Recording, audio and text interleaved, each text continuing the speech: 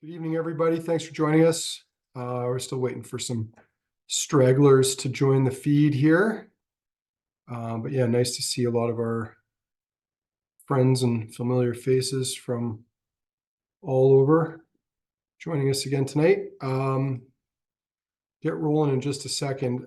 As with the last tasting, if you were on it, we're just going to go in sequence. Evan actually set the order of the whiskeys in the calendar, and when he did that, he set them in the sequence that we figured we would make sense to drink them. So we try to put them in a logical drinking order, if that makes sense. While we're just waiting for the last handful of stragglers to tune in, I'll quickly highlight the fact that we've, I think since our last calendar tasting, we've put some of our first January tastings on the web, including a Blinded by Bourbon tasting with Evan on January 9th. Deb Stewart from Glenfarclas is going to join us for a family cast tasting on January 12th. That's not an inexpensive tasting, but it includes 216-ish years of Glenfarclas family casks. So it will be pretty epic. On the home front, and we do need to get some photos updated, in Calgary on January 24th, we're going to have a Holyrood distillery tasting with Rob Carpenter and distillery manager Callum Ray. Celine, our friend Lily, is coming to Calgary. We're going to open the Macbeth range for an in-store tasting. So that's coming up on Burns Day, which means we had to bump our Burns Festival by a day to the Friday. Our Burns Whiskey Festival, the Burns Bash, will be taking place then. And there's more. Sean's got a rum tasting coming up. We'll probably have a photo of the actual range here shortly. And there's a Doc Swinson's barrel launch tasting happening in February. So lots of cool tastings coming up in January, and there's more to load in January and February. We're just trying to do it bit by bit. And yeah, I think that's all I'll say. It looks like we've got a decent sized crowd assembled. Evan, anything you want to say before we get rolling? Yeah, it just occurred to me that we bumped the Bard for the original Bard, since we'll be talking Shakespeare on Robbie Burns. Ooh, Uh, I yeah. don't know if that gets political because, and I don't know if we'll talk about this in the Macbeth tasting, but there's some contention over how bad a king Macbeth really was. And the Mhm. Scots, I think, would have a different opinion on it than the English and Shakespearean lore. So Mhm. just going to throw that out there. But you're right. Yeah, we did bump Scotland's prodigal son for England's, I guess, by a day. But anyway, what are you going to do? Whiskey calendar, days 6 to 10.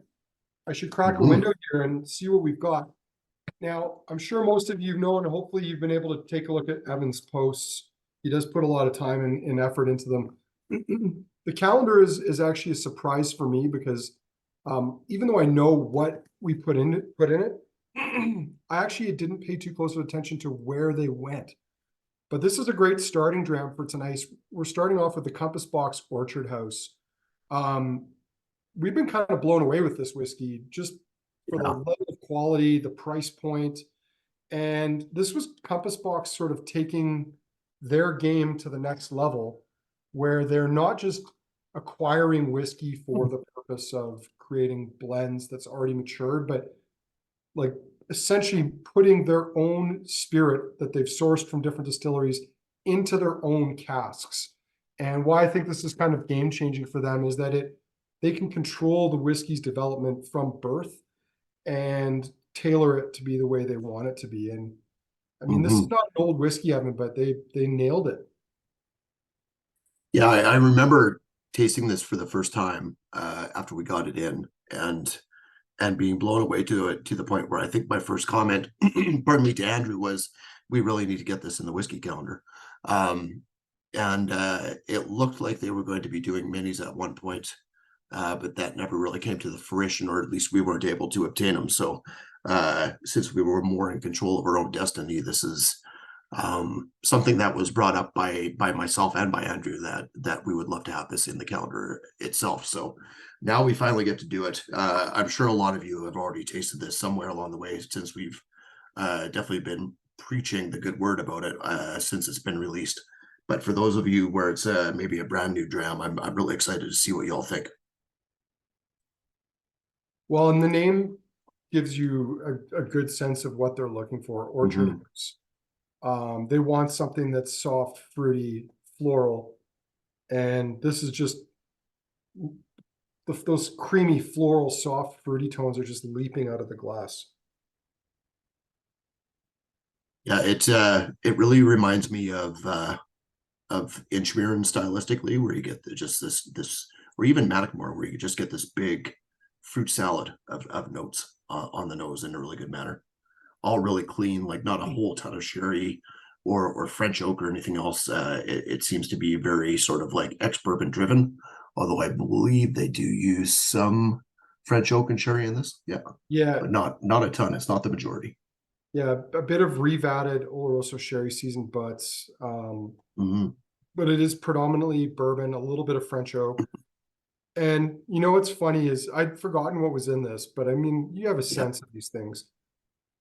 Right off the bat, I was thinking, man, this just reminds me of like a really good young Linkwood.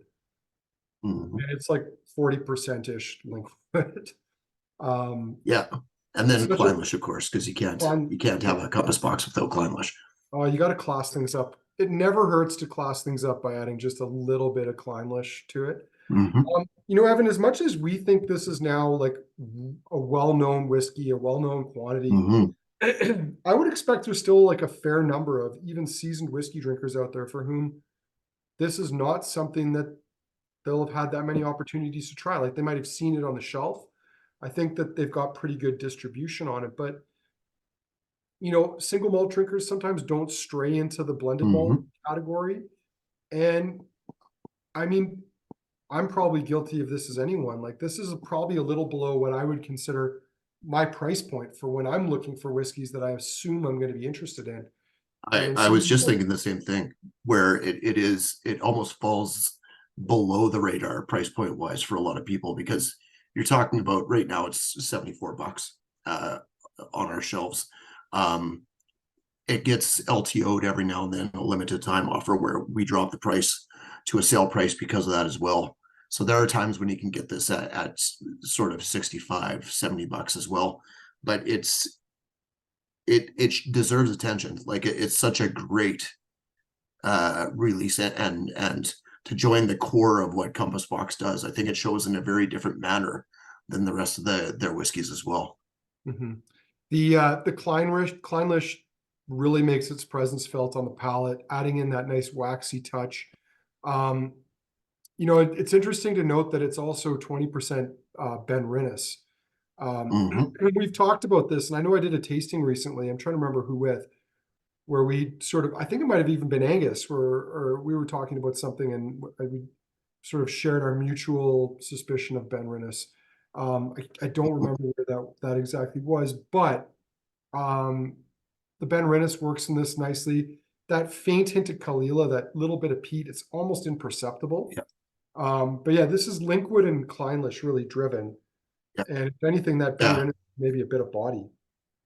Yeah, I did want to mention that, Kalila. I think it's just a really nice sort of touch of salt and spice, and just that just slight whiff of peat, just to give it another layer, another bit of depth. That really works for me, because this could easily just be this lush fruit bomb, and that would be great. But just to add that little bit of twist at the end, I think does it a lot of favors.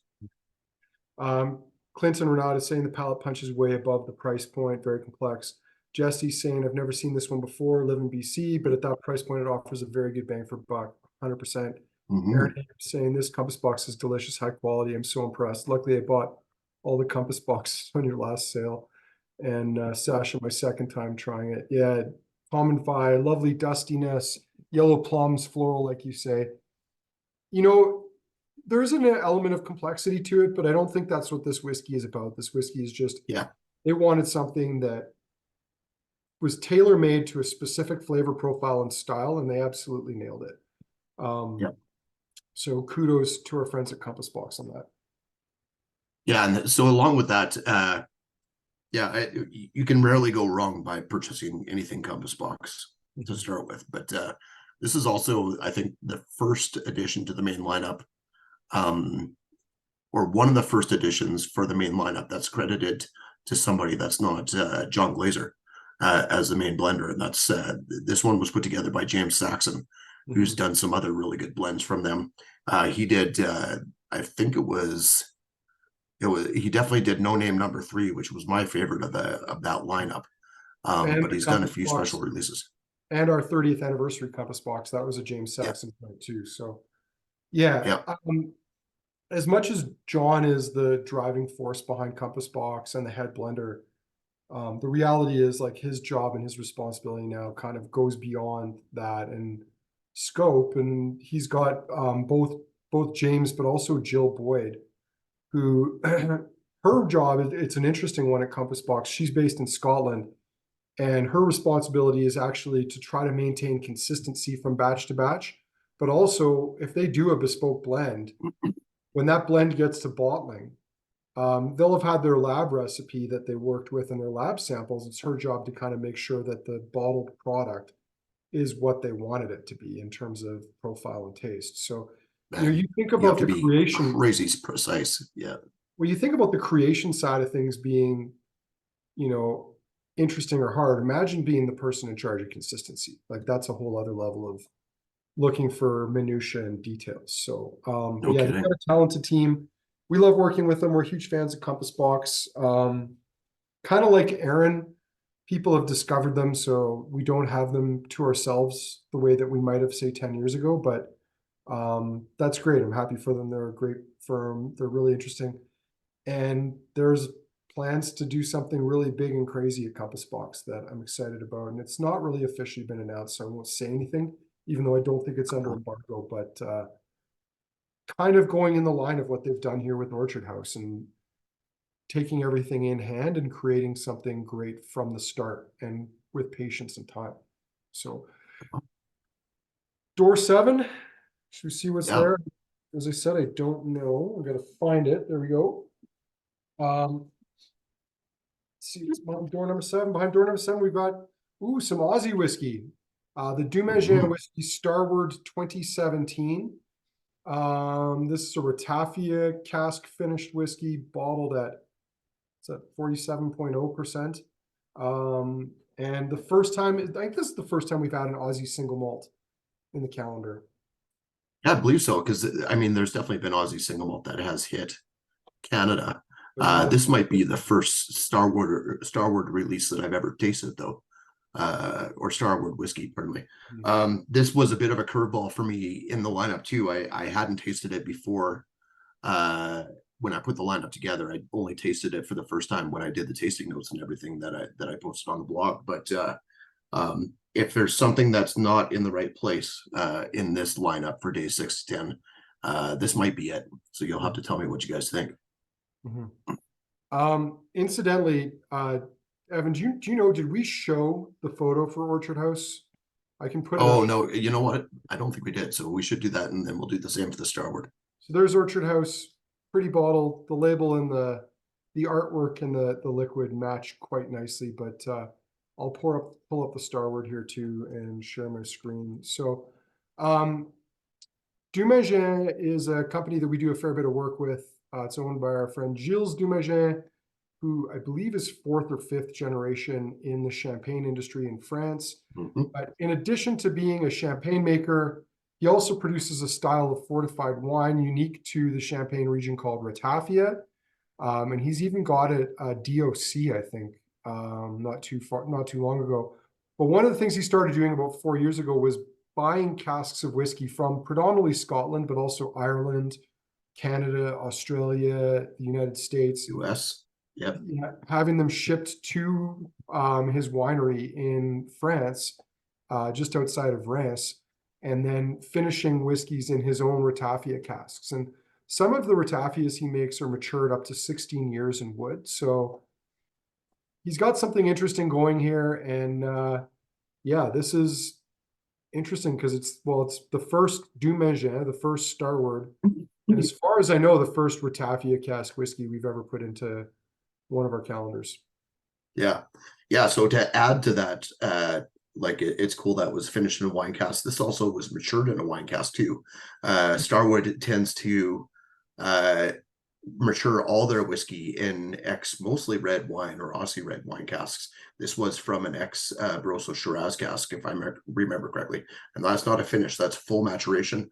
Not necessarily an old whiskey by any means. The distillery is in Melbourne, and so are their warehouses. But it's definitely got a lot of spiciness coming through there, where it might be from the Muratapia, also might be from the Shiraz cask as well. Yeah. The nose, to me, I'm getting like jujubes and milk chocolate coated gummy bears on the nose. Yeah, like you said, there's some nice spice tones, but there's also like strawberry jam. There's a lot of like red berry fruit notes coming off of it too. Yeah, I agree with the strawberry jam. I was gonna say it's like you took a Twizzler and just dipped it at the end in chili oil. Mm. On the palate, that's pretty damn interesting. That Mm-hmm.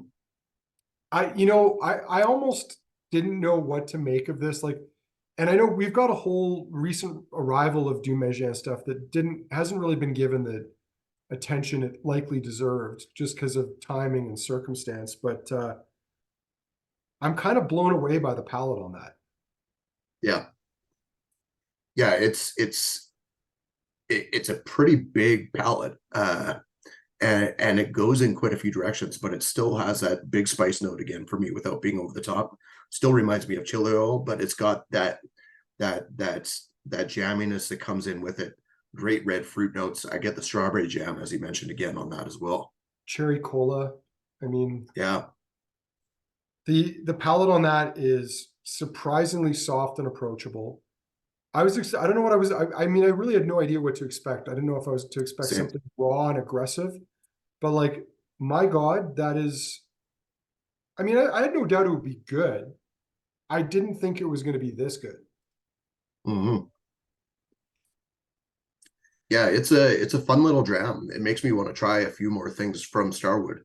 They're not a distillery that really ships up here at the moment, at least. I don't think they have Well, an we should talk to importer Mick agent that I'm about aware that. of. Maybe Mick's able to Yeah, do something with that. yeah, Um, it's a good idea. I'm where is it here? I'm gonna put our friend Marty, or colleague Marty, just got on the chat. He was working today, so we'll co-host him so that he can chime in if he Mm-hmm. wants to as well. Marty, we've already gone to days 6 and 7, so we might be a touch ahead of you. Where is it here? Why is it not letting me co-host him? Maybe I have to do it. Yeah, you might have to. You are the main host, Evan. There we go. While Marty's getting caught up and set up, Yeah, Marty, I think has been busy. He might actually have to try 1 to 5 before he gets to 6 to 10. Australian whiskey is sort of an interesting subject because we did see some Sullivan's Cove about a decade ago for a few years, but then it just sort of sounded like it became too hard to get. It's kind of like the most sought after bourbons in the States. The local Mm-hmm. market is able to consume everything they produce. Australia is a whiskey mad country. They love whiskey. Um, and the local distilleries, from what I understand, sell almost everything they make. The prices get driven up. There's some sort of a Pappy Van Winkle effect with some distilleries where you have to buy them on the Mm-hmm. secondary at hugely inflated prices. And as a result, we don't see very much of it over here. Our friend Mick here in Calgary did bring in one called King Late O'Grady's single malt, which I think we've had in the shop. Yep. And the challenge is they're expensive to get here. So all those things add up to the price. But, you know, I think if you were to approach this whiskey for price to quality ratio, I think this is a great whiskey. I think if you're looking at this and saying, oh, it's 4 or 5 years of age, you're probably missing something here because this is another like a hot climate whiskey. 3-4 years in Australia is going to be a lot longer, or at least a supercharged maturation compared to say Scotland.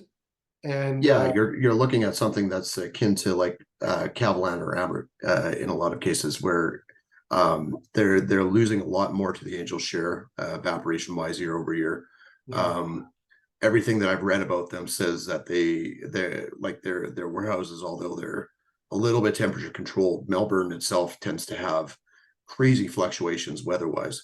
yeah, And it has an effect on the whiskey because of that as well. yeah. Well, color me stunned by that one. Mhm. I did, that is not, maybe I had my preconceived notions on certain things are too strong, but I just did not, that was not what I was thinking I was going to get. Like quince paste, there's a bit of hubba bubba coming off on the end now too. Like it's, yeah, it's an interesting whiskey and no rough edges. Yeah, drinks well. Yeah. Well, shall we on to day three and Yeah. Marty catch up with us when he has to, or day eight, I guess. Where's day eight? Here we go. Day eight. Cracking open another window, and behind it we have Lismore 21. Lismore is a brand that's owned by the people who own Glenfarclas. Um, it's not necessarily Glenfarclas, though I suppose the chances are it could be. I think one of the Mhm. reasons we wanted to feature this is that they recently did a rebranding, um, partly because they used to put this in an old decanter bottle, and I'm just not sure that they could continue to supply that particular style, at least not at the price that they were supplying it at before. But yeah, it's been a while. I think it'd been a year since we'd had the Lismore 21, so we thought it'd be a good idea to throw this in the calendar just to see how it's doing. It's a very reasonably priced 21-year-old single malt. I think we've said this before because we've put this in tastings where we would normally like to see this at like 46, but it's Mhm. kind of always been like a value position or a value dram. Tom and Viola say old school funk in a good way, shredded wheat and dustiness. That shredded wheat note is bang on, in my opinion. I totally get that. And it does have that dunnage note to it. And I've noticed that on other 21s. I do wonder personally if this is maybe a different distillery than we've had on other 21s, but Yeah. you'll have to tell me what you think, Andrew. Well, they never say what it is, and they don't have to Yeah. keep it the same because they're not declaring it to be from a certain distillery. Um, yeah, there's like a sort of like mac and cheese before you actually make it note on it, Ooh, good call. like Yeah. the cheese powder and like just the noodles. Um, it is it's definitely quite funky and floral, but so Yeah. spirit driven. Like the oak has kissed it, but it's not really done much else for it. Like at Mhm. least on the nose. Yeah, I do get a bit of raisins in there, but I agree. A little bit of toffee and butterscotch, but it is very, very spirit driven in It style. I do have to say though, although it's not quite as lush and complex, this reminds me a little bit of our boutique Speyside 24-year Hmm. KWM cask Yeah. at a diverse. So I think this was years ago, but I think it was with Kurt, and Kurt and I were talking about Lismore with a certain grant that was in town at the time, and just said so like we understand it doesn't come necessarily from Glenfarclas and stuff. And he said, oh yeah, it varies from batch to batch. We've used and I think he said Glen Rothis and Glen Grant specifically for this. And there's been times where I found the 21 got like really rich and almost fatty on the palate Mm, in previous batches. This one goes a bit more dunnage heavy than I remember. yeah. It makes me think of a specific distillery, but it could all be in my head. I don't think this is Glen Rothis. Mhm. Glen Grant, I mean, maybe I could see that maybe being. I mean, if I was going to guess, I would say it's Glenlivet would be my guess, but Mhm. hard to say. So Tom and Vi say wine gum and salted caramel on the palate. Salted caramel is a good call again. I think I did put toffee and butterscotch on mine, but it does have a hint of that saltiness as well. Yeah. Marty, you gonna chime in here? Yeah, I was just gonna say the nose reminds me of some Glen Ross that we've had. Really? Yeah, just a little bit of funk in there that I don't get so much out of Glenfarclas, but Yeah. Brent can't get past the mac and cheese note now. You're welcome. Yeah. Yeah. I mean, to me, it's not citrusy enough to be like Glenrothes is often very big orange citrus. Ronnie Cox always used to say it was oranges and geraniums. And I don't know, I would lean more towards the Glen Grant or Glenlivet than Glenrothes. But I mean, so many of those distillates are like, they're not, especially, you know, in a refill cask, they're not enormously, you know, singularly different from each other. I mean, it's not like, No. you know, if it was, say, Kleinlich or Talisker, or, you know, we can name a handful of whiskeys that are just immediately recognizable. You know, it's from one of the 50, 60 odd Speyside distilleries, you know, that have a reasonably similar profile to each other, at least in theory. Well, and to add on to that too, it goes back, like, if what you talk about with like, it's not necessarily homogenous, but if you go back 60, 65 years, there was a time when every distillery in Speyside was trying to be Glenlivet and added hyphen Glenlivet to their name in a lot of cases for their marketing and for selling it. So there's a reason that they all have a lot of that similarity to them to start with. Well, it's not just the Speyside. I mean, Springbank in Campbellton used to call itself Springbank. And that led, I mean, that was one of my early jokes when I was doing tastings, was that the Glenlivet was the world's largest Glen because it covered all four corners of Scotland. That's right. At some point, someone called themselves a Glenlivet. And for those who don't know that reference Evan made, is that because Glenlivet was one of the first distilleries to go legit, take out a license, people trusted its quality, and so it ended up being a good decision. Although on a personal level, the guy was kind of hated for it because a lot of the other guys making whiskey illicitly, you know, sort of felt he'd betrayed them. But companies latched onto the name Glenlivet as a signal of quality. Like, if they felt they were making a good single malt and wanted people to trust it as being like the real McCoy, they would add the name Glenlivet to the end of their distillery name. Yeah, it was very much a if you can't beat them, join them type thing. And up until about 3 or 4 years ago, you could still see this on Cadenhead bottles. Well, they still do it. We've got a do they have them on the newer ones? We've got a Glenbergie coming in tomorrow. I'll see if I've got the label set up on this, but like, there's a Glenbergie coming in tomorrow where they very much still have the hyphen Glenlivet on it. Yes. Yeah, here we go. I'll put that up on the page so you can see what I mean here.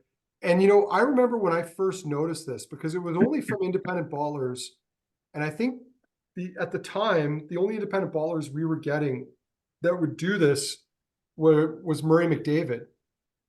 And I think at the time I thought, wow, why would someone take Springbank and marry it with Glenlivet? And why is this called a single malt and not a blended malt? And I didn't understand. It took me a little while to figure that out, because independent bottlings were not quite as common in our market back then. And Gordon MacPhail doesn't do stuff like this on their labels. It's Cadenhead and a handful of others that like to remind the industry of their history.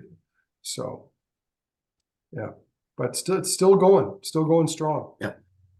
So yeah, that's one of the reasons that you could make a company's or William Lundy company sort of like source parcels from different distilleries, mature them till you're ready to bottle them, and then sort of interchange where you still have a space size single malt, but one year the 18 could be Glen Grant, the next year the 18 could be Glen Farkless, the year after that the batch might be Glen Rothes. When you're just trying to hit this sort of specific style for a brand, multiple distilleries will sometimes do the trick. All right, Marty, now that Hey. you've up with us, do you have any first impressions on the Orchard House or the Starward? Went through those quickly, but I mean, the Orchard House comes across pretty light, Mm-hmm. some white fruit, but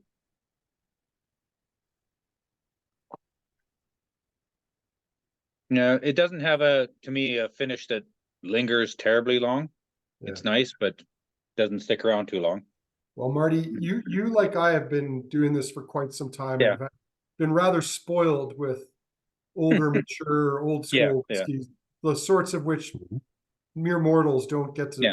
to taste these days. No, but I think it's a good whiskey to start this set with. Mhm. So I just went back You know, to I was palate just going to say that it reminds me of Gold Bullmore. So Exactly. You know what? I just went back to it to have another sip of it, and it's still fresh, floral, fruity. It's Yeah. mhm. yeah, ticks all the boxes. Yeah. This Aussie whiskey, it's pretty good. Mhm. I think fairly impressive for the Marty, effort. you're doing an exact like a similar abbreviated version of what I said too. Like I'm kind of stunned by how good it is for Yeah. a young whiskey and something I had zero preconceptions about before Yeah. we got started on. So, all right, day niner. Mhm. Down here. Let's open this up and see what we got. Day 9. Aaron 2013 KWM cask 930. So our most recent Kensington Wine Market exclusive cask. We're going to Sherrytown. So Evan, Mhm. talk to us about the Aaron. Yeah, so as far as I can figure out, I think we've got it set on our website as well, but I think this is a 13th single cask of Aaron we've had. Yeah. Or somewhere thereabouts. It's the 13th, and then I think if we take a little bit of license, it's the 16th if we count shared club casks that the store bought Mhm. and sold the balance of. But yeah, it's our 13th proper single cask, which is more than any other distillery. And there's only one that comes close to it, and it's Kilhoman. Where right now we have our 12th exclusive Kilhoman in shop. Yeah. So over the years, we've been lucky enough to get many bottles from Aaron, not of our own single cask, but of a lot of their lineup that have been included over the years in our KWM whiskey calendars. One of my favorites to write up was the old 14-year-old, which you can no longer get at the moment, which I love the Aaron 14. I tend to love and prefer Aaron personally in refill hogsheads or ex-bourbon casks, but this is one killer sherry cask in my opinion.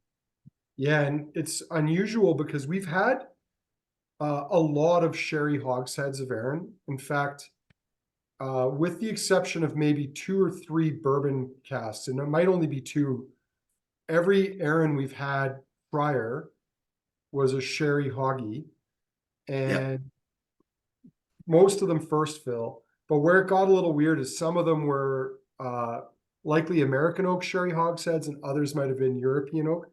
But we had a really good run where we had, Marty might remember better, but like we had an Aaron 18, and then when we had the chance to do a 19, we did 2 19s. We did 2 20-year-olds. And then when it came time to do a 21, we had a 21 and a 22 because one of the casks was slightly older than the other. But what had happened over time, and we talked about this on the casks tasting we did last week, Aaron was sending us such good casks that it was truly really hard to pick just one. And when we started doing casks with them, even the 18 and the 19-year-olds, they would send us 500 ml bottles of 6 different casks. Like they were giving us a lot of liquid to choose casks from. Most companies if you're lucky now, will give you like 50 mil. Like 50 mil is now a generous cask sample, or 100 mils, which is kind of hard just to spread around when you're trying to have a bunch of your staff sample it with you. But Aaron would send us these really generous samples, and they were so good at pre-screening casks, or just their baseline quality was so high Yeah. that we would have a hard time just picking two. And picking one was almost impossible. Yeah, I remember doing a lot of those sort of like by democracy almost tastings of the samples, and we would get 5 or 6 samples, and there were very few that would just get straight on and eliminated. Like sulfur was almost never an issue when it came to the sherry side of things, and the refill side of things too. Like just everything showed well. Yeah. And we could have easily sold just about any single one we selected, which was really cool. And they were all hogsett's up until now. Yeah. This is our first ever sherry butt from Aaron. So for those who don't know, a hogshead is a 250-liter cask. A butt is a 500-liter cask. So this is our largest volume Aaron purchase ever. It's a little ways over 500 total bottles, but it's also great price, $125. It's hard to find distillery bottled single cask strength whiskeys, even at a young age, at this price point anymore.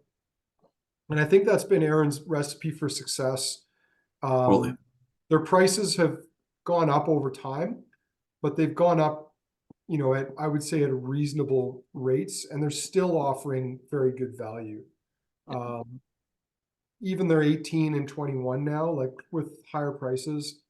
When we have them, they're still better priced than a lot of other companies' 18 and 21-year-old whiskeys. Yeah, I just love in this one that it's a young whiskey, but it's got a beautiful sherry tone to it. And I'd have to admit, this is one of my picks in the store right now. It's got my my choice sticker on it. So it's just really nice fruit, just really good depth. So I think it's so far of tonight, it's my favorite, but sort of a pre-made choice. For a 9-year-old whiskey, sherry cask, I mean, there's no rough edges to it. It's not sharp. I mean, when we look for our casks, we want something good. Like ultimately, that's the biggest driver, but we rarely have like a style in mind. We're just looking for something good that we can offer at a fair price. And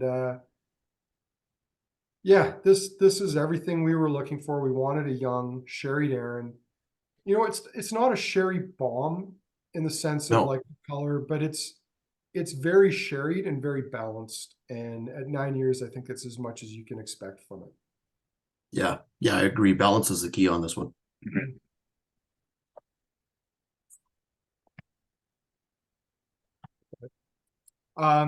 Hopefully there'll be more Aarons. As I said, we love working with them. A big part of their success over the years, they've sort of taken an old school whiskey industry approach to how they ran the distillery. They've made changes incrementally over time. Everything is about relationships and maintaining those, including with their employees. James McTaggart, who used to be the assistant distillery manager at Bowmore, was recruited over. And even though he'd lived on Isla his whole life, he would commute to Erin every week to work at the distillery for about a decade. And I think a big part of their continued success for their second decade and a little bit more was what James McTaggart brought to the distillery. They've got another guy, John Bowman now, I think is the name of the guy who's the distillery manager. And I think, they're well set up for to continue offering great whiskey into the future. Evan's been to Lag with me, as has Sean, who's not on the chat tonight. And I think they've done an incredible job with Lag. That's a distillery to really keep your eye on. They're fast. They're a great company and a company we really love working with. Yeah, definitely keep your eye on Lag. They're heavily phenolic and peated style is a lot of fun, even at a young age. All right, shall we on to window number 10? Mhm. Sounds good. All right, top corner, we're damaging the logo on the box now. I don't know how I feel about this. It's almost like a bit of vandalism. Ooh, Ardmore 20 year. Evan, you've got to be excited about this. Gordon MacPhail Distillery Label Ardmore 2000. I remember we put this in the calendar because this was another, what I felt, really good value proposition. Yeah.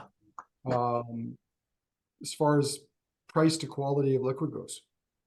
Yeah, and this is after having, I think it was a 97 and 98 distillery label bottlings a couple of years ago from Ardmore or G&M Ardmore that were I think at 43%. This is at 46% now with their new slightly higher ABV bottlings. But we were really blown away by I think it was 97 and the 98. The 97 was a little bit more refill cask driven. The 98 was a little bit more sherried, if I recall correctly. And this kind of runs the line between the two, in my opinion. Yeah, it doesn't seem like color wise, it doesn't seem overly sherried, but there is a bit of color there. Admittedly, the bottle shot gives you a bit more of an accurate rendering. But I mean, for the price, this is a roughly, I don't know if there was a declared age on there, Evan, but even if it's just a 19 or 18-year-old whiskey, like the price on that's pretty good. $178.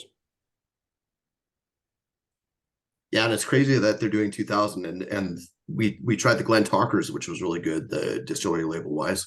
And that was a 2007. So this is like they seem to target older Ardmore for these releases, which is cool. Yeah. Marty, what do you think of this one? It was really getting into it, but yeah. Oh, there's the bacon. Okay. Yeah. Good whiff there. Ardmore's a distillery that for me is hit or miss. Fortunately, I've never had a bad Gordon MacPhail Ardmore. And this is no exception. It's definitely got like a kind of Southwest barbecue little hint to it on the nose. Like maybe slightly burnt baby back ribs with like a nice slathering of barbecue sauce on there, caramelizing a little bit. Yeah. Yeah, I can see where you're going with that. Yeah. Go ahead, There Marty. is some sweetness, not an overwhelming sherry presence, but yeah, is it lighter sherry notes, certainly compared to the Aaron we just had. Yeah, for me, I probably because of Scotch Malt Whiskey Society tastings, Ardmore always reminds me of Sunday breakfast, where it's like oatmeal and bacon all mixed together, pancakes, syrup. Like it's just about, you've got the whole spread in front of you. I can see where you guys are going with the more barbecued notes though on this one too. Yeah, some thick sliced peppered bacon, I think, on that. Besides some whole wheat blueberry pancakes with proper, barrel aged maple syrup on them. Yeah, it's very drinkable, very pleasant. The smoke is, fairly soft and smooth. It's that Highland peat without the any of the medicinal tones to it.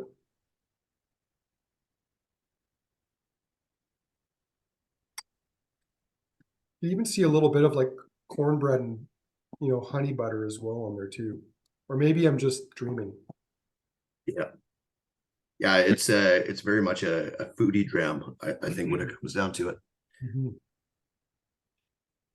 Jamie says, I find Ardmore has the most dramatic change going from young to old, followed by maybe Lafroig. I can see why G&M doesn't do young Ardmore. I have an OMC 12-year-old Ardmore that's just liquid smoke.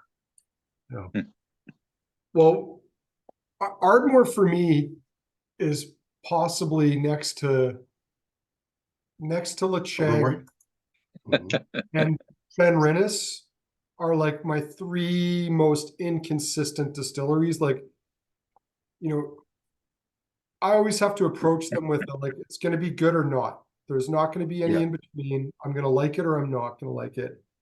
Lecheg's obvious why, like there's just some that are just way off the deep end. But with Ardmore, it's more just, it gets these, like Ben Rennis, these barnyardy notes that I don't love. And I think part of the reason why Gordon MacPhail Ardmores work so well is they're sherried. I don't think we've seen any bourbon cask Gordon MacPhail Ardmores.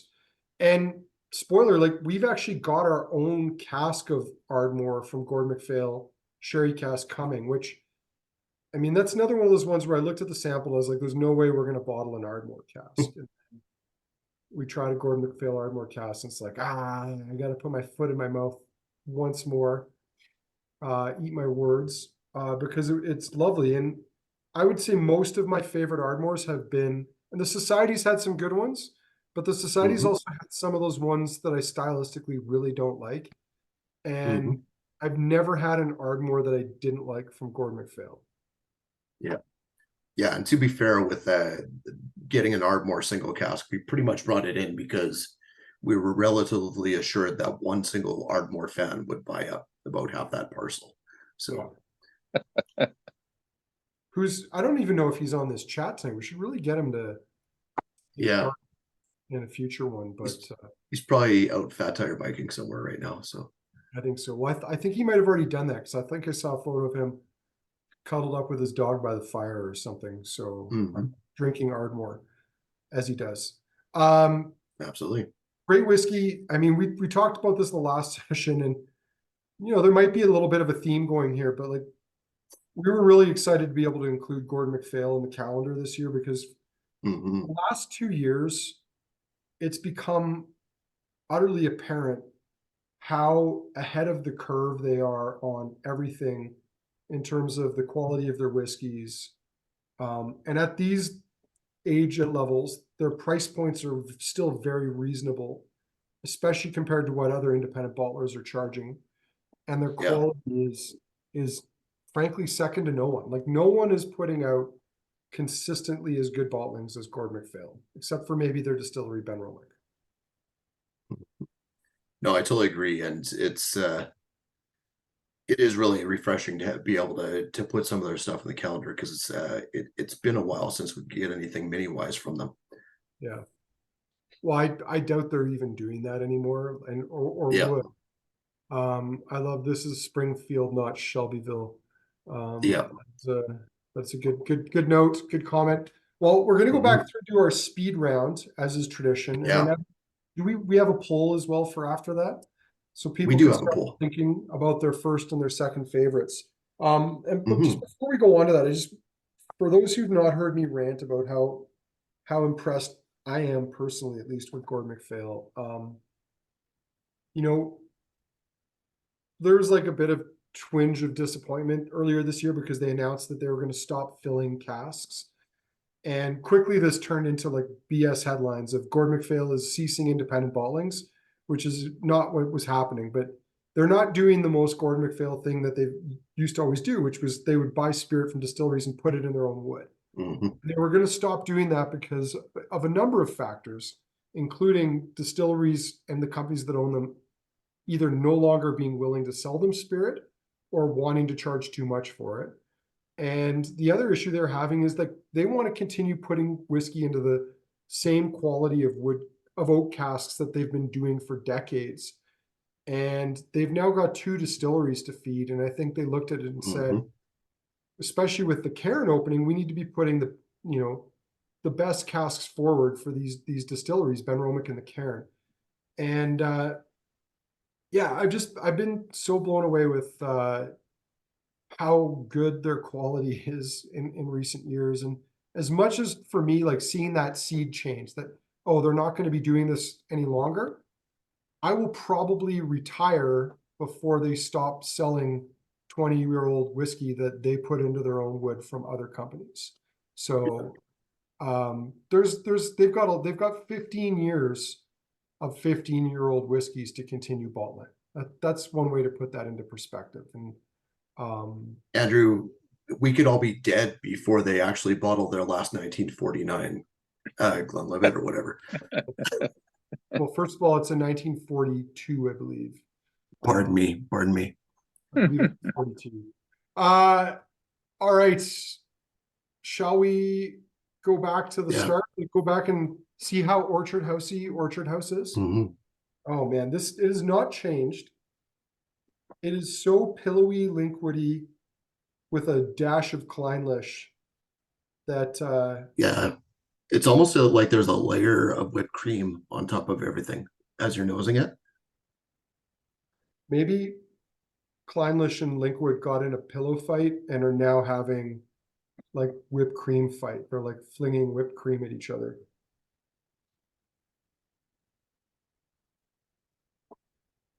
So much banana on number one choices. I agree. But not in an off-putting way. I mean, No. those banana notes can sometimes be over the top, but yeah. Bananas foster maybe a little bit of that on the palate. Lush, creamy, floral, man, that's just beautiful, beautiful stuff.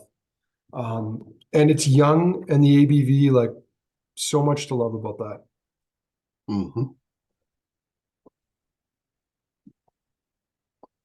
Hey, Dumoulin Starward, second time around. A little bit more meaty and spicy this time around for me on the nose. Almost going into hickory. I was gonna say not, it's a bit more muted than before, but still, yeah. Still got the strawberry jam, a bit of Twizzlers. Still, it's got that little bit of spiciness that you're talking about. Palate's still holding together though. Oh man. Nice malt tones now too that I don't think I was really picking up on before Hmm. because it was just so jammy. But there's this nice crisp malt backbone to it. Building spice, it's oily, and then that chili heat that you were talking about too comes creeping in. That's a damn good whiskey and should not be overlooked. Yeah. Yeah, the 47% is interesting on it. It makes me wonder what it would be like higher or lower, but I think 47 works really, really well for this one. I could see this whiskey actually at like say 55 having too much grip, like almost giving you an acid reflux reaction to it. Hmm. I agree. At 47, it's silky how it goes down. Yeah. At 55% though, if you drop in an Alka-Seltzer, it's perfect. Mm. Troy saying drinks like a cognac or a grain. Yeah. Mhm. I'm just happy that starting out in a red wine barrel didn't ruin the whiskey to start with. No kidding, eh? Yeah, as many of you will know, there were definitely some wine cask skeptics here, KWM. All right, Lismore. Yeah. How's the Lismore faring? A little bit more grain on this one too. I think a lot of the dusty funk is blown off for me. A little bit more just full on malt. Wonder if that's Tommental. Mm. I would not be surprised if that's Tommental. Well, they're a distillery where they would probably sell a lot of their whiskey. What do you think? It's interesting because it's got this weird sort of sour malt Hmm. thing going on. It's very naked, but it's good. I think for the price, it's decent. Hmm. Troy says I get sulfur on it, not into it. I mean, if you're getting sulfur on this one, Troy, I would suggest that's got to be a grain thing and not a barrel thing. Because, I mean, this is such a naked spirit-driven whiskey that, yeah, it's not. Yeah. I mean, this is at best second fill, maybe even third fill Hmm. in terms of the oak interaction. Yeah, I honestly, Yeah. I can see where you're going with the sulfur, and I've honestly gotten it more on previous batches of the 21. This one is pretty light on that side of things for me. Man, can you imagine if it was actually Craig Illicky? But it's not. I mean, it would need more Yeah. funk to be a bit meatier. But it does make me want to have another dram. Maybe my palate cleanser dram before the next session will be the whiskey sponge Craig Illicky. But Anyway, Mhm. Aaron, KWM, back to that, man. The richness on that, nice spices coming through, nice sherry tones, licorice.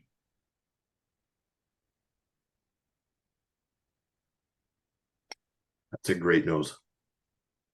Oh, and it's a great palate. Um, it's a little warm and a touch spicy, but really, really balanced. What's the ABV on that bad boy?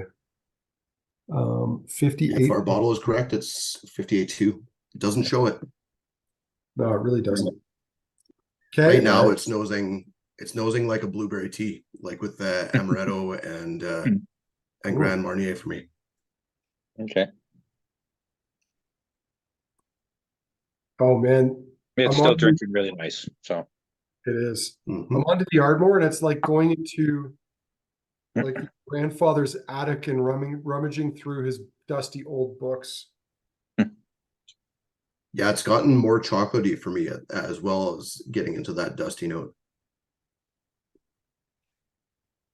I remember There's a little bit of fries, baking chocolate powder, but also into chocolate mousse right now for me. oh, Hmm. Yeah, definitely chocolate tones out. Didn't get them on the first taste through. to me, this is all just dusty old antique notes, the wood. Mhm. Um, yeah, there's something that just reminds me of like I remember very clearly one of the last times I was in my grandparents' house before my grandmother passed away, and I'd gone up into the attic, and I was taking some of my grandfather's books back home with me because she was going to donate them to the university in Saskatoon. And I remember opening his trunk, and one of the things I found in there were prophylactics from the 1940s. Probably they were issued to him during the war, and they Yeah, came it like was to envelopes. cover the barrel of the gun when he was going Well, in the rain, you know? who knows? My dad might have some cousins or some brothers, half brothers and sisters he doesn't know in the U. Who knows? But it was funny, like these little things and like all these ancient things, like opening them up, and they probably hadn't seen the light of day in 5 decades at the point I was in there. And just this is such a for even a young whiskey, this is such an antique dram to me. I love it. The sherry's there, but it's more, it's about more than just that. So Mhm. anyway, I don't know about you guys, but I definitely know my favorites here. So Yeah. I'll start the poll and we Yeah. can chat about that.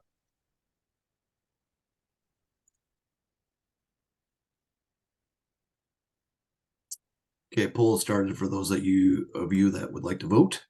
yeah. Marty, you Yeah. got into it a little bit late, but what are your two favorites? For me, the clear number one is the Aaron. Number two, I think on the final tasting that the G&M Ardmore moved up. I was going to pick the Nice. Australian, but I think the Ardmore is edging it out for me right now. Very cool. What about if you had a third, Marty? I'd go for the Australian, I think. Wow, Nice. cool. All right, Evan, I'm Andrew? gonna put you on the spot here because I'm still making my decision. Okay. Well, number one's going to be the Aaron for me. We've never had a cask of Aaron that wasn't really good, in my opinion. This might be one of the top ones we've had, though, even for something under 10 years old. Second favorite is the Compass Box Orchard House. That style of like light fruits and then just a hint of peat, just there's something about that combination that really works for me. Yeah. And if you had a Andrew? third, Oh, if I had a third, Ardmore would be next. cool. That was pretty close up there too. I'm gonna echo a lot of what you guys said. Aaron was number one. Um, Ardmore was number two. I really love that. My number three would probably have been Orchard House, except I know it's good. Every time I've had it, it's good. Mhm. I was expecting it to be good. I was kind of stunned by the Starward from Dumagen. So Starward Cool. from Dumagen is my number three. And I love how Aaron and a few other people have said in the chat they would have liked to have had a third vote tonight too. Cool. probably for that very reason. So how are we looking on the poll there, Evan? Actually, we're at 27 to 27. Thank you all for voting. So I will share the Everybody results voted. here. Yeah.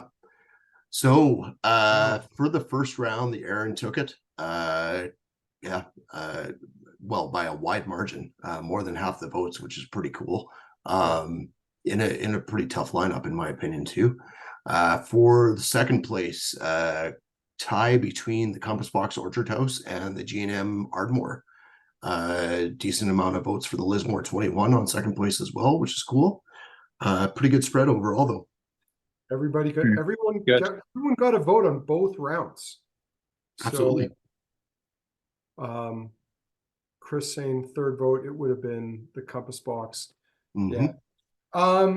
Well, before we wrap, I don't know if anyone's got any questions or anything they want to ask or suggestions about the calendar, things they want to plug in there. Evan and I and Marty, if he's going to join us, have another tasting to do in approximately 20 minutes. But we've got a few minutes if anyone wants to ask any questions or if they have any thoughts or feedback they'd like to share. I just want to say, Evan's doing both blogs this year, which is double the work per usual, and a big thank you to him for that, because it's allowed me to keep my eye on other things, and it is a lot of work to do that. I mean, just putting together newsletters takes time to but to put a daily blog post out is something else. I do have a technology question. Oh, sorry. Yeah. Go on. I do have a question. The engine block in Clinton Renata's living room or whatever, what is that from? Well, I know they have a DeLorean, so it might be that. I kind of feel like they're in a studio that's not actually their home, where they've set it up to look like their living room, but they're probably in a giant cavernous space. That's what it looks like to me. A Buick 455 I blew up racing. Amazing. Wow. That's pretty cool. Well, does anyone have any questions about the calendar? Jamie's saying the blogs have been great. One of the main reasons I do the calendar. Jamie, thanks for that. Oh, thanks, Jamie. Aaron saying this is the best calendar yet. I'm so glad you bottled this time. Yeah, and you know, I'm gonna let you guys all in on a little something. We did get our hands slapped by the HLC for this year's calendars. But we may be looking to you for some support, because we don't agree with their decision. They're not happy with the fact that we filled our own bottles. To be fair, they were very good about it, all things considered. They could have been very onerous, and basically we had about a dozen left, and they said, just don't sell those. And that's where it's been left so far. But we want to do this again next year, because I think this was game changing for us to be able to put whatever we wanted in there, because I think what's so important about this project for us has been the education side of things and sharing our passion, but also highlighting things that deserve to be highlighted, and limiting ourselves to what people are going to bottle in 50 ml format for us in the UK and ship over as a registered product is not going to allow us to do that. And, you know, we feel that we are treating this like a box of tastings. I mean, it's been a box of tastings now for at least 4 years. And, you know, it started out where Evan and I were bored in COVID and like, hey, maybe people want to do virtual tastings with the calendar with us. And that became one of our favorite parts of the whole thing. So, yeah, don't just put that in your pocket, and we may be in touch to like ask for letters of support moving forward. But yeah, this is something we think makes this better, offers better value, and allows us to do an even better job of educating and informing people. And we're hoping that we'll be able to do it again like this again next year. But watch. Yeah, so a bunch of things came in. Evan, I don't know if you want to say anything. I want to quickly scroll through some of the so there was a question about the why the mini glass. It purely, that was the only thing that sort of fit with this format box wise. The box would actually have to be larger to fit a full-size Glencairn. Yeah. So it just came down to not really the economics of anything, because I think that small glass costs us just as much as the regular size glass. Exactly the same cost as a regular Glencairn glass. So it wasn't, and it, because it's funny, like we had one of which we answered, like someone took a photo of the day one bottle from this year's calendar in our glass against one and sent us a message on Instagram about shrinkflation, which Yep. I think missed the point that like we'd been pretty clear we were going to do this, and that also we were dropping the price relative to this year's pretty considerably. And we get it that like maybe there was some disappointment that people like who were going for the glasses wouldn't get a full size glass this year. But in all truth, it would have made like the box bigger and clunkier and harder to put together. But we did give the company we work with both the regular glass and the mini to try to figure out what would work best. And really, in the end, the mini was the only good option because we did want to continue putting a glass in there. None of our competitors put a glass in their calendars, and we wanted to do that. And truly, when it comes down to it, like it does suck if you've got your 2016 to 2023 KWM Glencairns lined up together.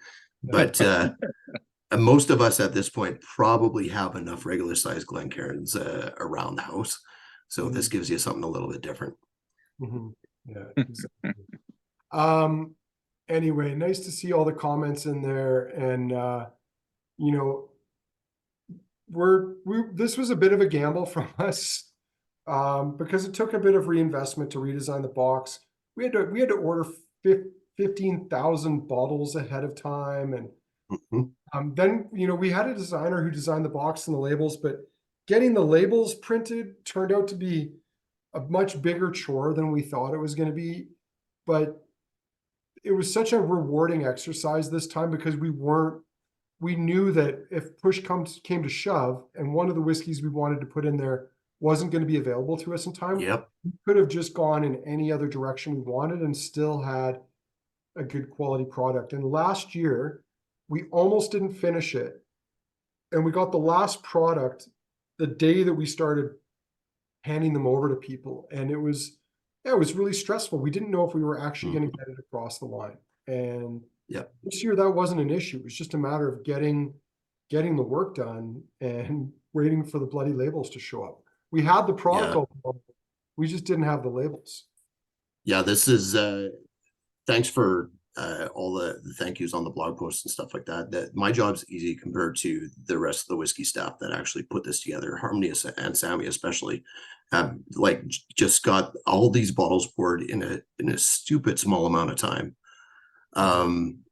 And it's really cool. Hopefully we do get to go forward to this. It does allow us to be in charge of our own destiny and to make this a very, very curated calendar in a lot of the ways. And the upside of this too for you guys is that next year, if we can do this, you only have to blame us when it's late.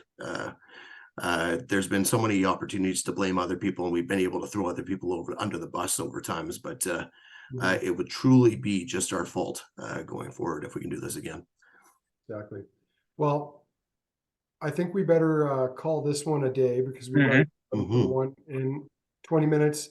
Thank you, everybody who took part in tonight's tasting. Thanks for your comments, feedback, interactions. That's why we like to do these things. We're not just here to talk at a screen and then have that video live on the internet forever. We actually do genuinely like to see your faces and then see your comments in the chat. So we will see you again. When's the next one, Evan? Friday? It's a lot of math. It's the 5th, Friday. 15th. Yeah. Friday. All right. Well, hopefully we'll see. Thanks, Marty. We'll see all of you, or most of you, or all of you, and a few others on Friday. Until then, have a great week. Thanks, everyone. Yeah. Take care, guys. Thanks,